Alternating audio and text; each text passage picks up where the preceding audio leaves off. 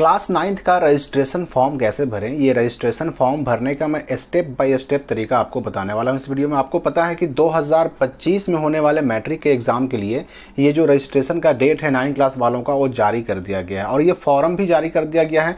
तो इस फॉर्म को यानी कि 9th क्लास के रजिस्ट्रेशन फॉर्म को हम कैसे भरेंगे, सही कैसे भरेंगे कि हमारा रजिस्ट्रेशन रिजेक्ट ना हो, सब कुछ बिल्कुल डिटेल सही आए, इस वीडियो में मैं आपको स्टेप बाय स्टेप पूरा फॉर्म भर के दिखाने वाला हूँ। पहले तो आप देख लीजिए कि ये फॉर्म जो इस बार आया है कितना पेज का आया है। ये फर्स्ट पेज हो गया और उसके बाद ये हो गया फॉर्म का सेकंड पेज और इन दोनों के अलावा एक पेज दिया गया है इंस्ट्रक्शन का। तो अब चलते हैं, हम इस फॉर्म को भरना सीखते हैं। सबसे पहले पेज 1 से हम शुरू करते हैं। तो देखिए पेज 1 में सबसे पहले तो क्या करना है कि आपको यहाँ अपना फोटो चिपका देना है और ये छोटा सा जो जगह मिला है इसमें आपको अपना साइन कर देना है। इसके बाद नंबर 1 में देखिए रेगुलर और प्राइवेट में से किसी एक में टिक लगाना है। तो रेगुलर बच्चा कौन होता है? जिसने टीसी दे करके 9th में एडमिशन कराया, जो क्लास करता है उसको कहते हैं रेगुलर, यानी अधिकतर बच्चे रेगुलर ही होते हैं, आप भी रेगुलर ही होंगे। प्राइवेट कहते हैं उसको जो एडमिशन नहीं कराता, बस डायरेक्ट वो रजिस्ट्रेशन कराता है, यानी क्लास से उसको मतलब नहीं होता और डायरेक्ट रजिस्ट्रेशन कराता है, फॉर्म भरता है, एग्जाम देता है। तो प्राइवेट बच्चे बहुत कम होते हैं, तो यहाँ पर सिंपली रेगुलर में टिक लगा देना है।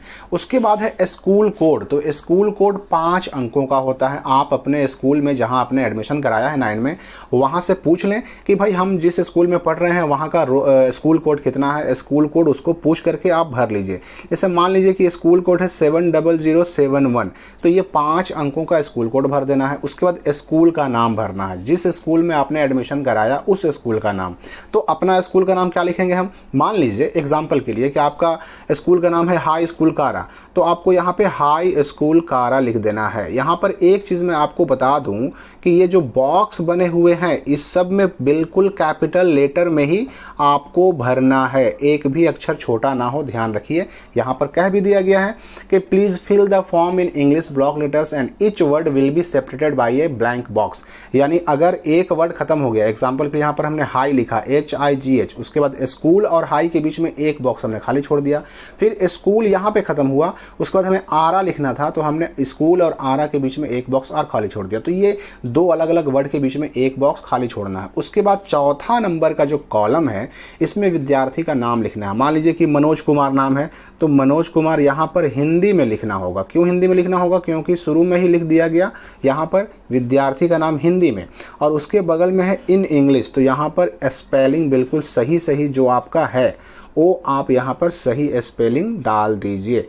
यहाँ पर मैंने इसका स्पेलिंग डाल दिया, इंग्लिश में हो गया। अब माता का नाम हिंदी में है, मान लीजिए कि सीता देवी नाम है माता का, तो यहाँ पर हमने सीता देवी क्या किया कि हिंदी में लिख दिया और उसी को मदर्स नेम इंग्लिश में लिखना है, तो यहाँ पर SITA और उसके बाद एक बॉक्स खाली छोड़ देंगे और उसके बाद फिर देवी लिख देंगे। फिर है पिता का नाम हिंदी में, मान लीजिए कि पिता का नाम है अरुण सिंह, तो हम पहले यहाँ हिंदी में क्या करेंगे, हिंदी में लिखना था हमें, तो यहाँ पर हिंदी में हम अरुण सिंह लिखेंगे और हिंदी में लिखने के बाद नीचे वही चीज़ हमें लिखना है इंग्लिश में, तो यहाँ पर फिर से हमें ARUN अरुण और एक बॉक्स खाली, उसके बाद SINGH यानी अरुण सिंह लिख देना है। ये हो गया 4 चीज़ कंप्लीट। अब उसके बाद देखिए 7वां में है डेट ऑफ बर्थ। तो जो आपका 8वां के TC में डेट ऑफ बर्थ है वही वाला डेट ऑफ बर्थ भरिए तो बेहतर है। एग्जाम्पल के लिए किसी का डेट ऑफ बर्थ है 1/1/2007, तो 01/01/2007 भर देगा। देखिए यहाँ पर दिया भी गया है कि इसी फॉर्मेट में आपको भरना है। अब यहाँ पर मैं एक बात आपको बता दूं कि आपका डेट ऑफ बर्थ 1 मार्च 2011 के बाद नहीं होना चाहिए, 1 मार्च 2011 के पहले का हो सकता है। अब फिर 8वां में देखिए क्या है, जेंडर। अगर लड़का है तो मेल में टिक लगाना है, लड़की है तो फीमेल में लगाना है। नेशनलिटी में यहाँ पर इंडियन में टिक लगा देना है। कास्ट कैटेगरी बहुत ध्यान से चुनना है। देखिए जनरल के सामने एक बॉक्स, EBC यानी कि BC1, EBC और BC1 एक ही होता है और सिर्फ BC है मतलब उसको BC2 कहते हैं। तो जो आपका कास्ट है वो उसमें टिक लगा दीजिए। मान लीजिए कि BC2 है तो BC के सामने टिक लगा देंगे, SC रहेंगे तो SC के सामने, ST रहेंगे तो ST के सामने, जनरल रहेंगे तो उस तरह से आपको किसी एक में टिक लगा देना है जो आपका कैटेगरी है। फिर 11वां में है डिफरेंटली एबल्ड। डिफरेंटली एबल्ड का मतलब पूछ रहा है कि आप विकलांग हैं या नहीं। अगर किसी प्रकार की कोई विकलांगता है हाथ पैर कान नाक मुंह में तो यस करना है। अगर यस करेंगे तो लिखना पड़ेगा इस बॉक्स में कि हाँ भाई विकलांग है तो किस प्रकार का विकलांग है। लेकिन अगर विकलांग नहीं है तो नो में टिक लगा देंगे, और नो में टिक लगाएंगे तो फिर इस बॉक्स में कुछ भी भरने की ज़रूरत नहीं है। फिर 12वां में है रिलीजन यानी धर्म। तो हिंदू मुस्लिम सिख जैन बौद्ध क्राइस्ट, तो यहाँ पर जो हिंदू होंगे हिंदू में टिक लगाएंगे, मुस्लिम होंगे मुस्लिम में टिक लगाएंगे। इस तरह से आपको अपना यहाँ पर रिलीजन यानी धर्म चुन लेना है। उसके बाद 13वां में है एरिया, रूरल या ग्रामीण। तो जो ग्रामीण इलाकों में रहते होंगे गांव वगैरह में रहते होंगे वो रूरल में लगाएंगे, जो शहरी इलाकों में रहते होंगे अर्बन में लगाएंगे। 14वां में है मैरिडल स्टेटस, मैरिड या अनमैरिड। शादी हो गई है तो मैरिड में, और शादी नहीं हुई तो अनमैरिड में। तो भाई 9 के बच्चे तो अधिकतर अनमैरिड ही होते हैं तो अनमैरिड में टिक लगा देंगे। फिर यहाँ पर देखिए 10 बॉक्स बना हुआ है 15वां में मोबाइल नंबर का। तो यहाँ पर मोबाइल नंबर आप अपना भर देंगे। यहाँ पर पहले ही कह दिया गया है कि भैया मोबाइल नंबर वही भरना जो आपका चालू हो, और एक मोबाइल नंबर एक ही छात्र भरेगा। यही ये नहीं कि मतलब एक ही मोबाइल नंबर से कई छात्र अपना फॉर्म भर रहे हैं। फिर देखिए 16वां में है आधार नंबर भरना है। तो मान लीजिए कि आधार नंबर यहाँ पर 12 कॉलम दिया हुआ है, 12 नंबर का आधार भी होता है, तो हम यहाँ पे अपना आधार कार्ड देख करके और यहाँ पे आधार नंबर भर देंगे। आधार नंबर नहीं भरिएगा अगर, तब आपको यहाँ साइन करना होगा। साइन यहाँ करने का है ना कॉलम, ये वाला जो है यहाँ पे साइन तब करना है जब आधार नंबर आपने नहीं भरा हो। आधार नंबर अगर भरे हुए हैं तो साइन करने की कोई ज़रूरत नहीं है। लेकिन मान लीजिए कोई बच्चा अगर आधार भी भर देता है और साइन भी गलती से कर देता है तो भी उसको कोई दिक्कत नहीं होगी, इससे आपको परेशान बिल्कुल नहीं होना है। तो ये पहला पेज हमारा कंप्लीट हो गया। हो सकता है कि आपको जो फॉर्म मिले, ये दूसरा पेज जो हमने अलग प्रिंट किया है, हो सकता है इसके पीछे ही प्रिंट करके मिल जाए आपको, तो वैसे ही भरना है। अब देखिए इसमें हम आते हैं 18वां नंबर कॉलम में, ये दूसरा पेज आ गया। तो यहाँ पर भरना है हमें ईमेल आईडी। तो ईमेल आईडी मान लीजिए कि हमारा है स्काईलाइट स्टडी। तो इस तरह से हम अपना ईमेल आईडी यहाँ पर भर देंगे। ईमेल आईडी भरने के बाद यहाँ पर देखिए एक बात और मेरे को बता दूँ कि ईमेल आईडी भी भरना ज़रूरी है, मैंडेटरी है। मैंडेटरी कौन नहीं है? तो 20, 21, 22 यहाँ पर जो स्टार लगा हुआ है ये तीनों मैंडेटरी नहीं है, नहीं भी भरेंगे तो काम चलेगा। तो यहाँ पर भर देना है। 19वां में एड्रेस है, तो आपका एड्रेस जैसे विलेज जो होगा, विलेज का नाम विलेज लिख के डैश दे के लिख देना है। फिर पोस्ट PO करके पोस्ट लिख देना है। उसके बाद PS लिख करके आपको यहाँ पर अपना थाना लिख देना है, और उसके बाद DIST डिस्ट्रिक्ट करके यहाँ पे आपको अपना डिस्ट्रिक्ट का नाम लिख देना है। पिन कोड मान लीजिए कि जो भी है आपका वो यहाँ पर 6 अंकों का पिन कोड डाल देना है। तो 20, 21, 22 तो भाई ज़रूरी नहीं था अकाउंट नंबर भरना। वैसे भी इसमें अकाउंट नंबर भरें चाहे ना भरें आपका पैसा इसमें नहीं आता है, अलग से उसका मैट्रिक पास करने पर जो फर्स्ट सेकंड का मिलता है वो अलग से आता है, तो इससे कोई फ़र्क नहीं पड़ने वाला है।